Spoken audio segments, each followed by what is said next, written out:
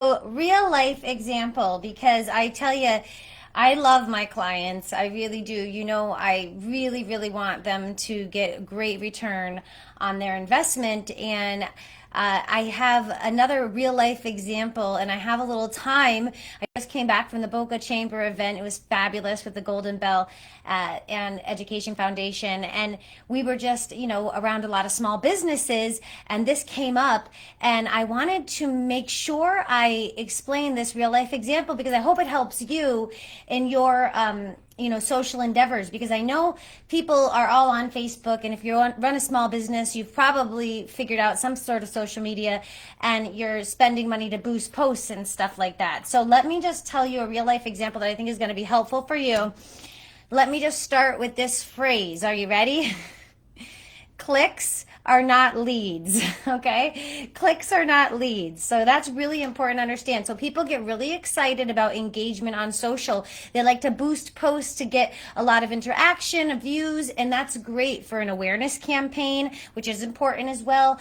Or if you're going to be doing an educational campaign. But if you're doing a marketing campaign that you'd like to end in leads or sales, it's really important to remember that clicks do not mean leads. So, for example, if you boost a post for $500 and you end up getting 100 people clicking, but two messages, that would be two leads. So what's a lead considered? A lead would be a message, a phone call, an email address, even something that you can retarget later. So if you're just spending $500 and you end up getting two people that call you, that just cost you $250 a lead.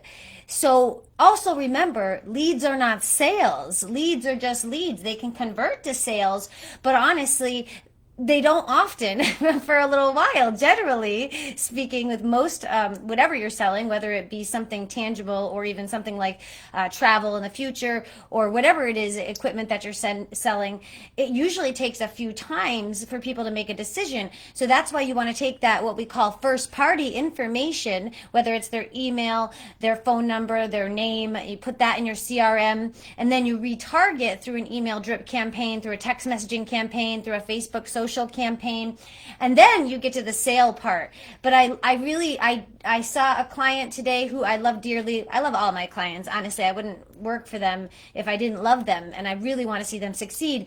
But anonymously, one of my clients I noticed today had put another couple $100 on a post that I had helped them with on social, and I thought, oh geez, oh no, this is just like throwing money into the wind. It really is like throwing money into the wind. Even if you get views or clicks, did you get a lead? Did you get a message? Did you get an email address? Did you get a phone call? If they didn't, then all you did was basically give Facebook your money. So I don't want that to happen to you. That's where my expertise comes in, is trying to find the target audience that you want to get your stuff in front of. For example, I don't want to put my wedding dress business in front of a bunch of guys that are 25, right? They're not buying wedding dresses, are they? So this gets kind of complicated into targeting, and targeting in general is very interesting and ever changing, especially on social media because of the iOS 14.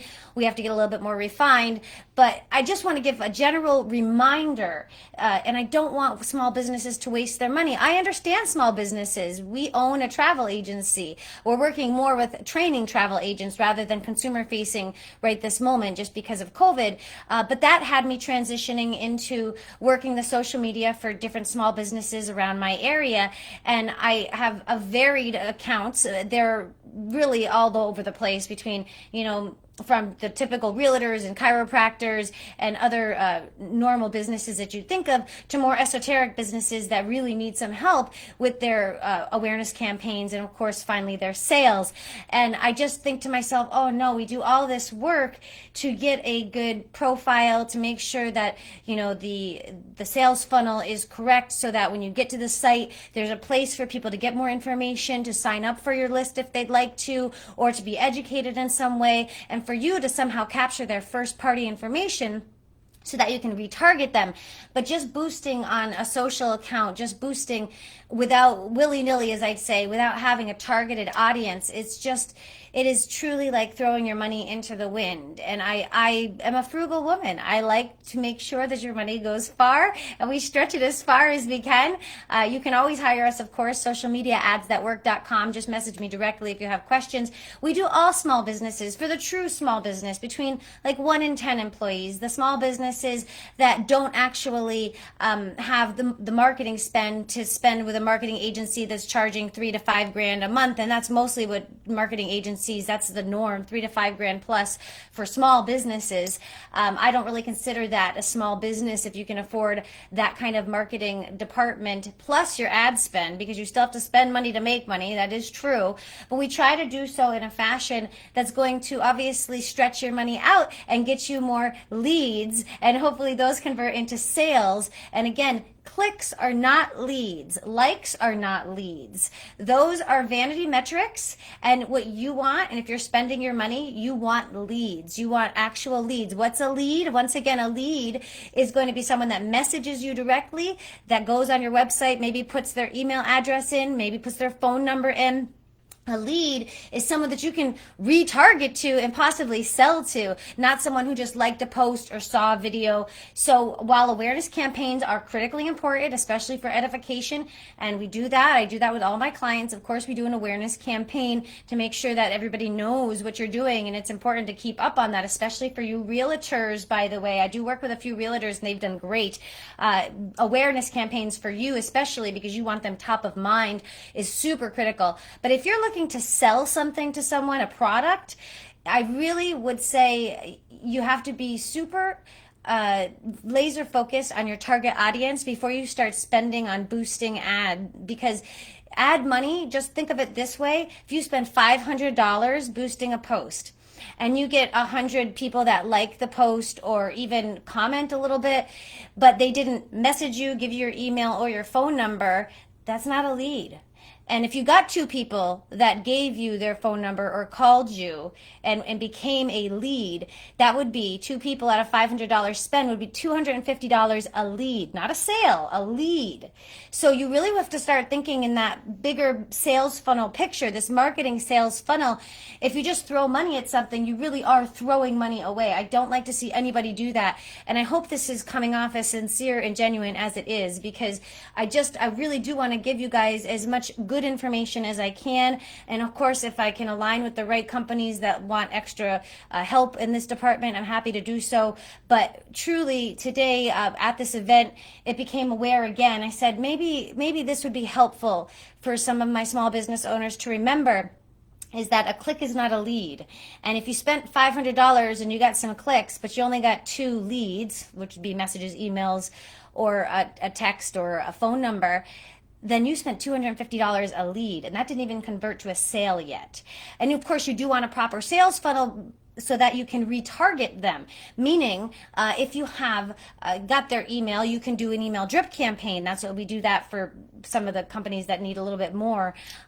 We really try and do a little bit. You only pay for what you need. You know, whether you want training for me to help you and then hand off, or if you need me to take care of it and need us to actually take care of your website and your email drip campaigns and your newsletters and your graphic design and all that, we can do that too. But really, you pay for what you need. But if you're just out there on social and you're boosting posts, please think about how much it's costing you per lead, not per click, unless the clicking is going right to your site to buy something. That's a little different. That wasn't in this situation. But if it's going to your website to buy and it's just a click and buy now, whether maybe jewelry or some item that you can just click right away, then that might be more effective towards a lead.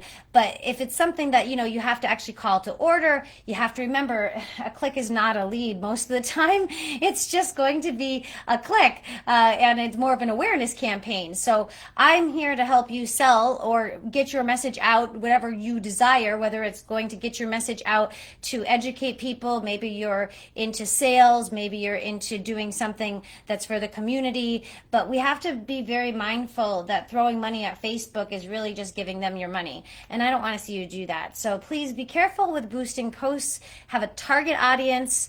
it's really best to have a professional figure that out. Make sure your website has a sales funnel before you start all this promotional games, because if there is no website to capture that information when they get there, then again, you wasted all that money in the front end, but there's nothing there to keep them in the back end. And you do want to keep connecting with these customers, right? Or these potential leads that will turn into customers or sales. So that's my pro tip for today. I'm Shelby Live. I'm Shelby. You're fabulous. And thank you so much, Boca Chamber of Commerce. Excellent, excellent event today. I'm very proud to be part of your team. And I can't say enough about how great these people are. I'll talk about that in another little promotion, because I really do want to give them the props they deserve. But thanks again, Boca Chamber of Commerce and Golden Bell Education Foundation. I'm Shelby. You're fabulous.